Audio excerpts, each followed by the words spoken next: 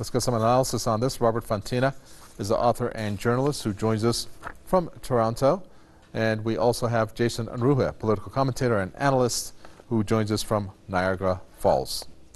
Well, gentlemen, welcome. Robert Fantina, let me start with you. First of all, regarding this news, do you think that China has imposed the death penalty because of what's happened with the Huawei case of its citizen being arrested there in Canada? No, I don't think so. I think that anyone who violates major law in the country is going to suffer the consequences of those violations. And Mr. Schellenberg, who apparently was involved in drug trafficking in China, is facing those consequences. The fact that Canada is accusing China of arbitrarily enforcing laws is almost laughable, because Canada also arbitrarily enforces laws when it suits it. So, Jason Unruhe, let's go backtrack a little bit here. If I'm correct to say this, and of course you can correct me in my observation here, we're looking at Canada succumbing to U.S. demand or pressure to arrest the Huawei official. Is that correct? And now for Canada to pursue matters in its own hands the way it is, but it's basically due to U.S. pressure that this story really emanates from? I definitely do think so. I definitely think that this is the Canadian government doing the bidding of the U.S. government. We did previously see that the Prime Minister, Justin Trudeau, did acquiesce to the President of the United States by signing a new NAFTA deal. I mean, there's a great deal of cooperation between the two countries. And I'm certain that since the United States and Canada do both stand opposed to China, it seems very likely that this is Canada just carrying out the whims of the United States and their ongoing trade agreements and military posturing and other ongoing economic problems between the two countries. So I definitely think that this is Canada fulfilling U.S. wishes. Well, Robert Fantina, let's assume, hypothetically speaking, that what the U.S. is saying is right about China's company, this Huawei, the China-affiliated company Huawei, having spying capabilities. If hypothetically that is true, isn't that the case for the U.S., who spies on its own citizens in a variety of ways? And aside from that, they have spying. This is all well-known facts. For example, at their missions at the UN around the world, where they spy on the respective countries. I mean, it's not like the U.S. doesn't do this. Yes, it is typical U.S. hypocrisy. They're accusing the CEO of Huawei of spying or of having spying capabilities, and yet, as you said, they spy on allies. The U.S. spies on its allies, it spies on its citizens, all in violation of U.S. and international law. Yet the U.S. government is enraged and indignant that perhaps someone is spying on them.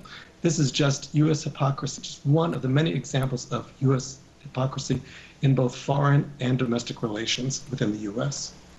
And Jason Unruhe, of course, we're looking at this being almost a similar company in terms of its stature, like Apple for the U.S., Huawei for China. Where do you see this going? I mean, you're having a provocation that started by the U.S. through Canada. And now many are speculating in a sense, or concluding that China is reacting to this. Where is this back and forth going to end? I think that's a very interesting question. I think that Canada may find itself suddenly in over its head, or maybe getting more than they bargained for by carrying out U.S. whims. I think that perhaps Canada thought that China would primarily put pressure on the United States over this, but apparently that pressure is returning to Canada as well. I think that this is going to continue to be a diplomatic problem for some time. This is one that, frankly, Justin Trudeau, who has his own domestic problems at this time, things that need to be dealt with. This is something that doesn't really need to be happening. Something that's not worth it in the long run. I think that this will end up doing a lot of damage between Canadian and Chinese relations. But I think Definitely, with regards to this in the long run, I think this will be more negative for Canada than they realize. And Robert Fantino, of course, we know that this is coming in the midst of a trade war that's going on between the U.S. and China. But obviously, I'm guessing that there's some thinking that went behind the U.S. process of going about this matter, of course, as executed through China. What is that thinking process when you put it in the context of this trade war that they have going on with China? It's very difficult to understand the thinking process of the U.S. government, especially under U.S. President Donald Trump. But as Mr. Unruhe commented, this will not bode well for Canada regarding trade or any other aspect of diplomatic relations. Canada will suffer as a result in terms of trade, in terms of reputation, for kowtowing or following the U.S. lead and arresting the Huawei CEO. This is not going to go well for Canada in terms of any trade agreements with China, and China is a huge trading partner. So this is not going to be a beneficial step by any means for Canada. And Jason Unruhe, finally, we have seen the way that the U.S. has provoked China in a variety of ways, from the trade war and, of course, going to the conflict that they have in the South China Sea. What is the U.S. looking for in terms of a reaction from its provocation? I mean, they obviously want to see something happening from China's side. What do you think that is in order for then the U.S. to react to that?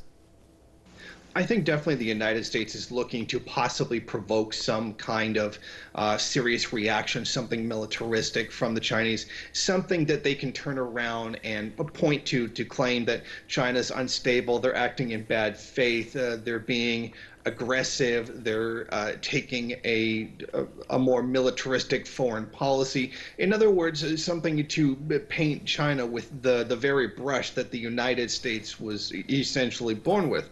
I think that that's the real goal here. I think it's really a propaganda effort of political will in the United States, or what can we get the American people to go along with. And if they can paint China as some kind of aggressor or some kind of wrongdoer, then that gives the kind of political capital to the current administration to carry out more of the hostilities that this administration and previous administrations have carried out against China. Thank you very much for that. We appreciate it. Robert Fantino, author and journalist from Toronto, Ontario, and from Niagara Falls. Jason Unruhe, political commentator and analyst. Thanks so much.